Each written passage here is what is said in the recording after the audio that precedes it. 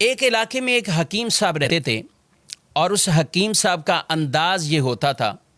کہ جیسے ہی وہ اپنے دواخانہ جانے لگتے تو اپنی بیوی سے کہتے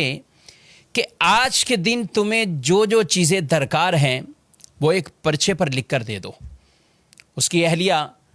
وہ تمام چیزیں لکھ کر ان کو وہ چٹ تھما دیتی۔ وہ جاتے اور اپنے دواخانہ پر پہنچ کر جب وہ پرچہ سامنے رکھتے تو پھر ان کے سامنے ان کی قیمتوں کو لکھ دیتے اور ٹوٹل کرنے کے بعد وہ یہ کہتے، یا اللہ میں ان اخراجات کی وجہ سے آج اس جگہ موجود ہوں اور تیری عبادت چھوڑ کر ہی اس لیے آیا ہوں کہ میرے گھر کے یہ اخراجات پورے ہوں، اور جیسے یہ میری ضرورت پوری ہوگی میں اپنے اس دکان کو بند کر کے دوبارہ تیری عبادت میں مشغول ہونے کے لیے چلا جاؤں گا۔ یہ معاملہ اس کا چلتا رہا۔ ایک دن تو عجیب ہی معاملہ ہوا کہ جب دواخانہ پہنچے، پرچے کو سامنے رکھا، چٹ کو دیکھتے جا رہے ہیں، کہیں دودھ اور چینی اور گھر کے دیگر ضروریات کا تذکرہ ہے، لیکن لکھتے لکھتے ان کی بیوی نے سب سے آخر میں لکھا کہ بیٹی کا جہیز کا سامان۔ یہ پڑھتے ہی وہ گویا کہ دن میں ہی انہیں تارے نظر آنے لگ گئے اور وہ کچھ کھو گئے کہ یہ کیسے ہوگا۔ لیکن سب قیمتوں کو وہ لکھتے لکھتے جب اس جملے پر پہنچے تو حکیم صاحب نے آگے تحریر کیا کہ یہ اللہ کے کام ہیں، اللہ ہی جانے۔ حکیم صاحب نے یہ جملہ لکھا اور دواخانہ پہ جو مریض موجود تھے ان کو دوائیاں دینا شروع کی۔ ابھی ایک دو آدمیوں سے ہی فارغ ہوئے تھے کہ اچانک حکیم صاحب کے مطب کے سامنے ایک بڑی کار آ کر رکتی ہے اور اس میں سے ایک سوٹ بوٹ، ایک خوبصورت لباس پہنے ہوا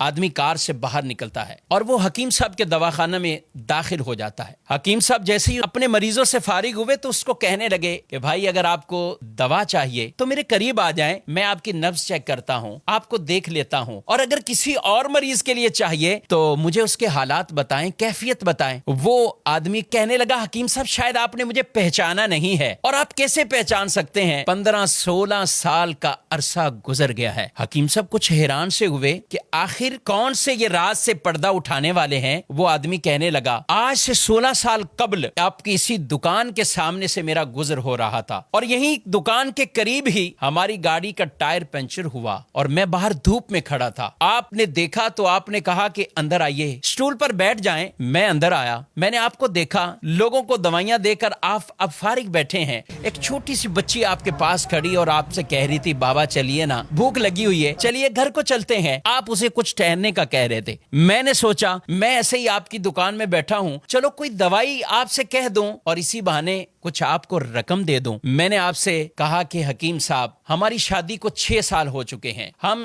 6 سال کے اندر ابھی تک اولاد کی نعمت سے محروم ہیں، بہت سی ادویات کا ہم نے استعمال کیا ہے، لیکن اب کچھ مایوسی سی ہو رہی ہے۔ آپ میری طرف متوجہ ہوئے اور آپ نے کہا بھائی اللہ کی رحمت سے نا امید نہیں ہونا چاہیے، اور دیکھو یہ دوائیاں جو کچھ بھی ہے جب اللہ چاہتا ہے تو ہی شفا ملتی ہے، جب اللہ کا حکم ہوتا ہے تو ہی ان دوائیوں کے اندر وہ اثر آتا ہے۔ آپ یہ باتیں بھی کرتے جا رہے تھے اور کچھ دوائیوں کی پڑیاں بھی آپ باندھتے جا رہے تھے۔ آپ کی گفتگو ختم ہوئی تو آپ نے مجھے 2 طرح کی دوائیاں میرے کھانے کے لیے، گھر والوں کے لیے دوائی دی، اور یہ دیتے ہوئے دعا بھی دی کہ اللہ نے چاہا تو اس میں اثر ہوگا اور آپ کو اللہ اولاد کی نعمت سے نوازے گا۔ میں نے کچھ پیسے نکالے، آپ سے پیسے پوچھے اور آپ کی طرف بڑھانے لگا تو آپ نے ایک جملہ کہا کہ نا پیسے نہیں، آج کا کھاتا کلیئر ہو چکا ہے، آج کھاتا بند ہو چکا ہے۔ میں کچھ سمجھا نہیں۔ قریب ہی بیٹھے ایک آدمی نے کہا حکیم صاحب کی مراد یہ ہے کہ حکیم صاحب جب گھر سے آتے ہیں تو آتے ہی سامنے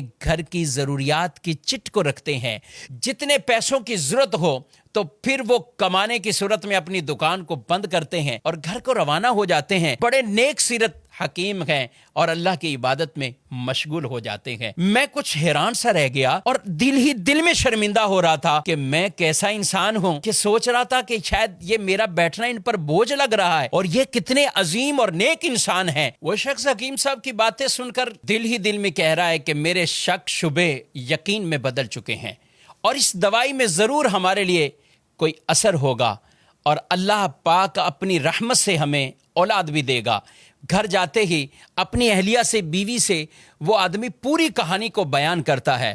اس کی بیوی نے اسے کہا کہ ضرور وہ اللہ کا کوئی نیک بندہ ہے، وہ نیک انسان ہے، اس کی دی ہوئی اس دوائی کے اندر ضرور ہمارے لیے اثر ہوگا، کیوں نہ ہو یقینی کیفیت کے ساتھ ہم اسے استعمال کریں۔ کہاں ہم استعمال کرتے رہے۔ الحمدللہ اس وقت میں 3 بچوں کا والد ہوں، اور یہ ہمارے لیے انتہائی خوشی کے لمحات ہیں۔ ہم آپ کو بہت دعاؤں میں یاد رکھتے ہیں، اور جب بھی پاکستان آتا ہوں کوشش ہوتی کہ آپ سے ملاقات ہو جائے۔ آپ کے دواخانہ پہ جب بھی آیا ہوں پتہ یہی چلا ہے کہ آپ گھر کو جا چکے ہیں، اور کل ہی کسی نے بتایا حکیم صاحب کو ملنا ہے تو صبح 9 بجے آ جائیے۔ حکیم صاحب آج میں اسی وجہ سے 9 بجے ہی آ گیا ہوں، اور معاملہ یہ ہے کہ میں اور میری پوری فیملی ہم سارے انگلینڈ میں شفٹ ہو چکے ہیں۔ میری ایک بہن اور ان کی ایک بیٹی جو کہ یہیں پاکستان میں رہتے ہیں، اور میں اپنی بھانجی کی شادی کے سلسلے میں پاکستان آیا ہوا تھا، اور اسی بھانجی کے تمام تر شادی کے اخراجات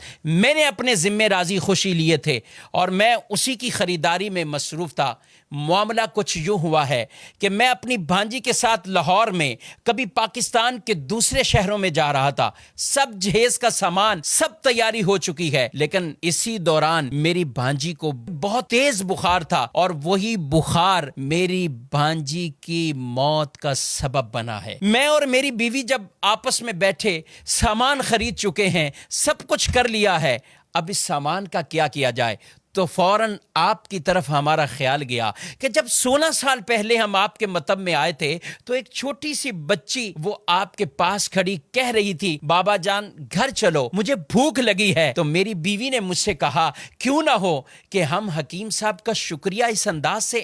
ادا کر دیں کہ یہ سارا بھانجی کا جو جہیز کا سامان ہے یہ حکیم صاحب کہ گھر پہ پہنچا دیں۔ اور وہ ساتھ کہنے لگے کہ آپ نے مجھے اس بات سے منع نہیں کرنا ہے، رد نہیں کرنا، ہم بڑی امیدوں سے آپ کے پاس آئے ہیں، یہ سامان آپ کی بیٹی کے لیے ہم بطور گفٹ لے کر آئے ہیں۔ بس وہ کیا باتیں بتا رہے تھے کہ حکیم صاحب کی آنکھوں سے آنسو جاری ہو گئے، وہ روتے ہوئے، اور انہوں نے وہ چٹ نکالی، اور وہ چٹ اور وہ پرچہ اس آدمی کے سامنے رکھا اور کہا بھائی محمد علی یہ دیکھو آج کے ہی دن میری بیوی نے گھر کے سودا سلف اور سامان کے ساتھ آخر میں بیٹی کے جہیز کا سامان بھی لکھا، اور میں نے دیکھو آگے کیا لکھا ہے، یہ اللہ کا کام ہے، اللہ جانے، اللہ بہتر سبب بنانے والا ہے۔ میں نے آگے یہ جملہ لکھ کر یہ معاملہ یہیں کلوز کر دیا تھا، مگر میرے رب کی رحمت اور شان کریمی آپ دیکھیے کہ میں یہاں سے اٹھا نہیں ہوں، میرے رب نے اس چیز کا اہتمام کر دیا ہے۔ حکیم صاحب کہنے لگے محمد علی صاحب آپ کی بھانجی کا